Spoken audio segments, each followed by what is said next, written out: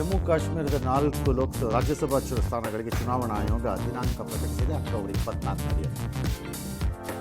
ಮನೆ ಕೆಲಸದಾಕೆ ಹಾಗೂ ಜಿಪಂ ಮಾಜಿ ಸದಸ್ಯ ಪ್ರಕರಣ ವರ್ಗಾವಣೆ ಕೋರಿ ಪ್ರಜ್ವಲ್ ರೇವಣ್ಣ ಸಲ್ಲಿಸಿದ ಅರ್ಜಿಯನ್ನು ಹೈಕೋರ್ಟ್ ವಜಾ ಮಾಡಿದೆ. ಆರ್ ನಗರ ಶಾಸಕ ಮುನಿರತ್ನ ವಿರುದ್ಧ ಗುತ್ತಿಗೆದಾರ ಚಲೋರಾಜು ಕೇಸ್ ಸಂಬಂಧ ಧ್ವನಿ ಮಾದರಿ ನೀಡುವಂತೆ 42ನೇ ಕೋರ್ಟ್ ಹೇಳಿತ್ತು.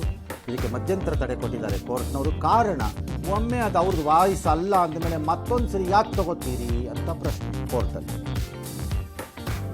ಲವ್ ಜಿಹಾದ್ ಆರೋಪವನ್ನು ಯೂಟ್ಯೂಬರ್ ಮುಕ್ಕುಳಪ್ಪ ದಂಪತಿ ಅಲ್ಲಗೆಳೆದಿದ್ದಾರೆ. ನಾವು ಇಷ್ಟಪಟ್ಟು ಮದುವೆ ಆಗಿದ್ದೀವಿ, ಇಬ್ಬರು ಮತಾಂತರವಾಗಿಲ್ಲ, ನಮ್ಮನ್ನು ನಿಶ್ಚಿಂತೆಯಾಗಿರೋದಕ್ಕೆ ಬಿಡಿ ಅಂತ ಕೇಳಿದ್ದಾರೆ. ಹೆಬ್ಬಾಳದ ರಿಂಗ್ ರೋಡ್ನಲ್ಲಿ ಯುವಕನೊಬ್ಬ ಅರಬೆತ್ತಲೆಯಾಗಿ ಕಾರ್ದು ಯಾವುದೋ ಬ್ಯಾನೆಟ್ ಮೇಲೆ ಹತ್ತಿ ಕಿರಿಕಿರಿ ಮಾಡಿದ್ದಾನೆ. ಉತ್ಕೊಳ್ಳೋದೆಲ್ಲ ಡ್ಯಾಶ್ ಕ್ಯಾಮಲೆಲ್ಲ ಬಂದಿದೆ. ಇದು 5ನೇ ತಾರೀಕಿನ ನಡೆದು ಈಗ ಬಂದಿದೆ. ಕೂತಿದ್ಯಾಕವನು ಮಾಡಿದ್ಯಾಕವನು ಸರಿ ಹಿಡೀರಿ 4 ಬಿಟ್ಟರೆ ಬುರ್ಡೆಗೆ ಶರ್ಟ್ ಹಾಕತ್ತಾನೆ. ಸ್ವಾತಂತ್ರ್ಯ ದಿನದಂದು ಪ್ರಧಾನಿ ಮೋದಿ ರಾಷ್ಟ್ರಧ್ವಜ ಹಾರಿಸೋದನ್ನು ತಡೆಯಕ್ಕೆ 11 ಕೋಟಿ ಬಹುಮಾನ ಅಂದಿದ್ದವನು ಅವನ ಪನ್ನೋನ್ ಅಂತ. ಅದೇ ಖಾಲಿಸ್ತಾನಿ ಇದು ಕೆನಡಾನು ಅವನ ಮೇಲಿಗೆ NIA ಕೇಸ್ ಹಾಕಿದೆ.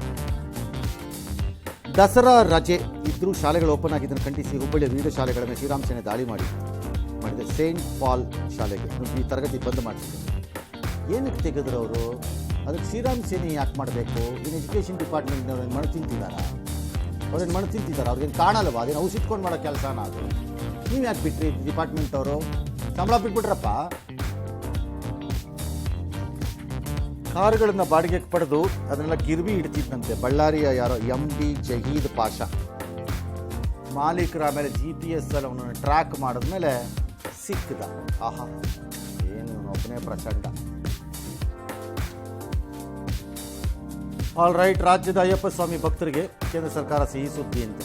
28ರಿಂದ 14 ವಾರ ಹುಬ್ಬಳ್ಳಿ ಕೊಲ್ಲಂಗೆ ವಿಶೇಷ ಕಳಿಸ್ತಾರೆ 22 ಕೋಚಲ್ಲಿ.